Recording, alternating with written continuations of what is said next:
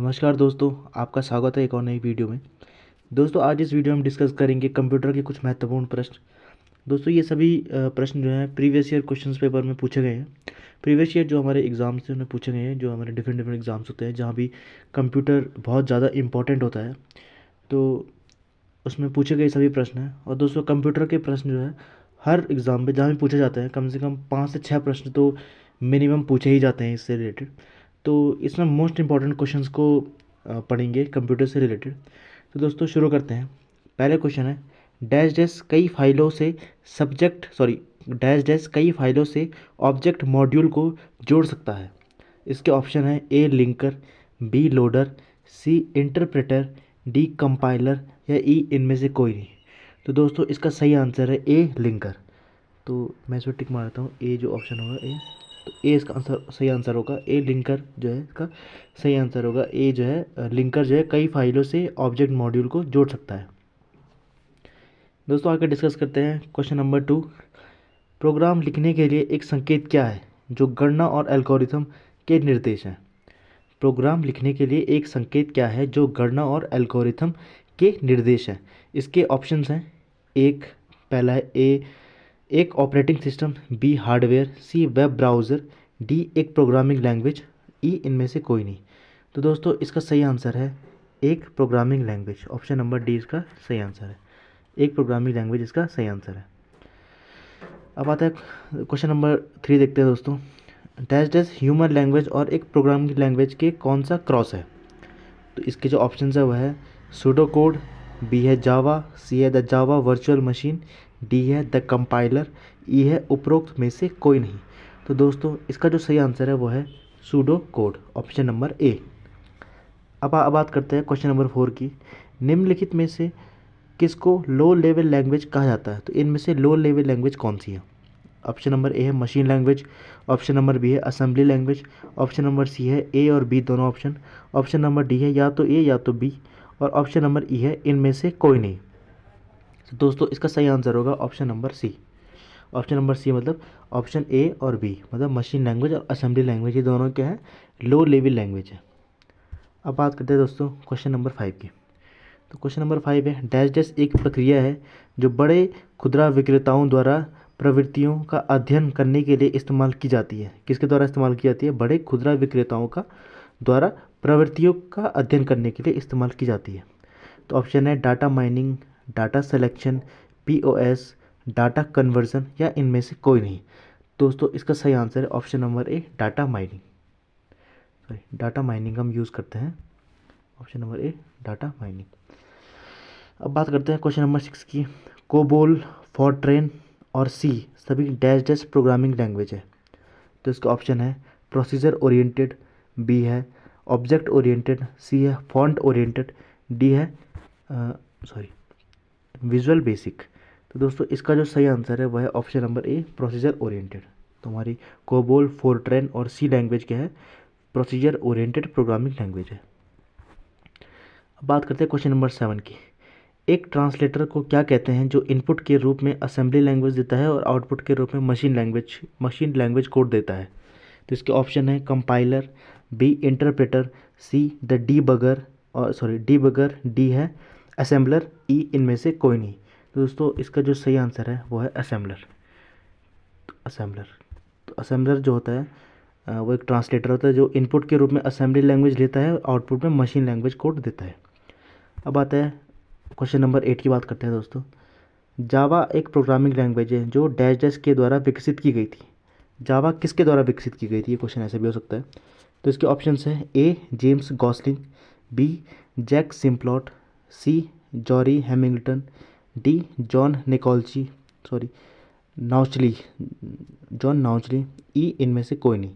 दोस्तों, इसका सही आंसर है ए जेम्स गॉसलिंग। जेम्स गॉसलिंग ने जावा की जो प्रोग्रामिंग लैंग्वेज है उसको विकसित किया था। अब बात करते हैं क्वेश्चन नंबर 9 की। एक इंटरप्रेटर क्या है। ऑप्शन नंबर ए इंटरप्रेटर में लाइन से लाइन का रूपांतरण होता है जिस रूप में प्रोग्राम रन करता है। बी है एक इंटरप्रेटर से सिस्टम के तैयार होने का प्रतिनिधित्व करता है। ऑप्शन नंबर सी है एक इंटरप्रेटर एक सामान्य प्रयोजन की लैंग्वेज है जो बहुत ही कुशल निष्पादन प्रदान करती है। और ऑप्शन नंबर डी है इंटरप्रेटर एक डिकोडर है जो बहुत ही कुशल निष्पादन करता है। और ऑप्शन नंबर ए है इनमें से कोई नहीं। तो इसका जो सही आंसर है दोस्तों वो है ऑप्शन नंबर ए। इंटरप्रेटर में लाइन से लाइन का रूपांतरण होता है जिस रूप में प्रोग्राम रन करता है। अब है क्वेश्चन नंबर 10, बेसिक एक डाइजेस्ट लैंग्वेज है। Option number A procedural, option number B an object oriented, option number C A and B दोनों, option number D calculating device, option number E उपरोक्त में से कोई नहीं। तो दोस्तों इसका जो सही आंसर है वो है option number A the procedural. अब बात करते हैं क्वेश्चन नंबर 11 की। एक डाइजेस्ट लैंग्वेज लोगों की गणितीय को दर्शाती है। इसके ऑप्शन है A cross platform programming, B 3GL business programming, C event driven programming, D functional programming, E उपरोक्त में से कोई नहीं। दोस्तों इसका सही आंसर है फंक्शनल प्रोग्रामिंग, हमारे क्या लोगों की गणितीय को दर्शाती है। अब क्वेश्चन नंबर 12 की बात करते हैं। एक कंप्यूटर में इस्तेमाल होने वाली लैंग्वेज जो मानव की भाषाओं के समान होती है उसे किस रूप में जानी जाती है?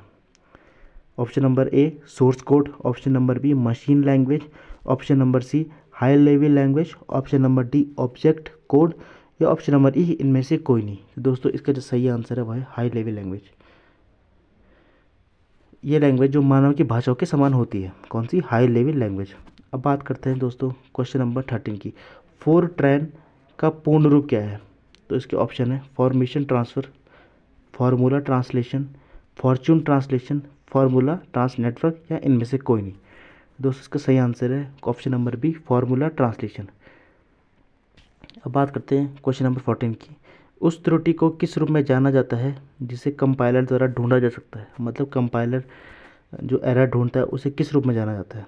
तो क्वेश्चन जो ऑप्शन है syntax error, semantic errors, logical errors, या इंटरनल एरर, या इनमें से कोई नहीं। तो दोस्तों इसका सही आंसर है सिंटैक्स एरर, ऑप्शन नंबर ए।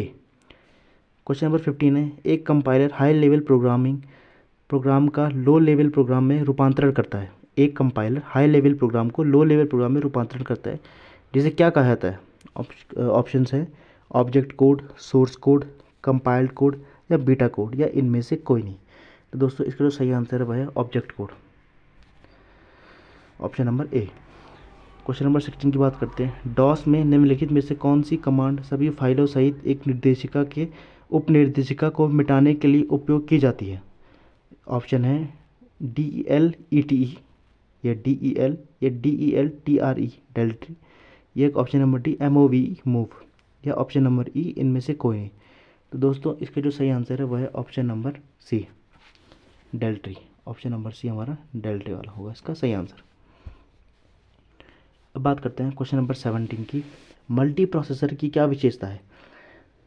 इसके ऑप्शन है यह स्थिरता को बढ़ाता है, यह कार्यों को वितरित करता है, मल्टी सिंगल सिस्टम की तुलना में पैसे की बचत करता है, ऑप्शन नंबर डी उपरोक्त सभी, ऑप्शन नंबर ई उपरोक्त में से कोई नहीं। तो दोस्तों इसका जो सही आंसर है वह है ऑप्शन नंबर डी उपरोक्त सभी। सॉरी, इसका सही आंसर है उपरोक्त सभी। यह स्थिरता को बढ़ाता है, यह कार्यों को वितरित करता है, मल्टी सिंगल सिस्टम की तुलना में पैसे की बचत करता है। तो इसका आंसर होगा ऑप्शन नंबर डी उपरोक्त सभी, ABC तीनों। क्वेश्चन नंबर 18 है। डाइजेस्ट ऑपरेटिंग सिस्टम के कार्य की श्रेणी नहीं है। ऑपरेटिंग सिस्टम के कार्य की श्रेणी नहीं है। वायरस सुरक्षा, processor management, memory management, file management, या डिवाइस मैनेजमेंट। तो दोस्तों इसका जो सही आंसर है वह है वायरस सुरक्षा, ऑपरेटिंग सिस्टम वायरस सुरक्षा, इसका सही आंसर होगा। क्वेश्चन नंबर 19 है। एक थ्रेड अपने संसाधनों को किसके साथ शेयर करता है? इसके ऑप्शन से उसी प्रोसेस के अन्य थ्रेड से, थ्रेड की प्रोसेस के समान अन्य प्रोसेस से, समान प्रोसेस से संबंधित अन्य थ्रेड से, या उपरोक्त सभी। दोस्तों इसका सही आंसर है ऑप्शन नंबर ए उसी प्रोसेस के अन्य थ्रेड से। अब बात करते हैं क्वेश्चन नंबर 20 की। मल्टी प्रोसेसिंग सिस्टम, इसके ऑप्शन से हर काम को तेज़ी से निष्पादित करता है, एक ही समय में अधिक कार्यों को निष्पादित करता है, केवल बड़े मेनफ्रेम कंप्यूटर पर उपयोग होता है, सिंगल प्रोग्रामिंग सिस्टम की तुलना में आसानी से विकसित किया जा सकता है, या ऑप्शन नंबर डी उपरोक्त सभी। दोस्तों इसका जो सही आंसर है वह है ऑप्शन नंबर डी, यानी सिंगल प्रोग्रामिंग सिस्टम की तुलना में आसानी से विकसित किया जा सकता है मल्टी प्रोग्रामिंग सिस्टम। अब बात करते हैं क्वेश्चन नंबर 21 की। निम्नलिखित में से क्या उपयोगकर्ता और ऑपरेटिंग सिस्टम के बीच परस्पर क्रिया की शैली को नियंत्रित करता है? User interface, language translator, platform, screen saver या उपरोक्त में से कोई नहीं। तो इसका सही आंसर है यूज़र इंटरफेस। क्या करता है? उपयोगकर्ता और ऑपरेटिंग सिस्टम के बीच परस्पर क्रिया की शैली को नियंत्रित करता है यूज़र इंटरफेस। अब बात करते हैं क्वेश्चन नंबर 22 की। ऑपरेटिंग सिस्टम में शामिल कोड के ब्लॉक जो सॉफ्टवेयर अनुप्रयोगों के साथ परस्पर प्रभाव को किस रूप में जाना जाता है? इसके ऑप्शन है application programming interface, complementary metal oxide conductors, device driver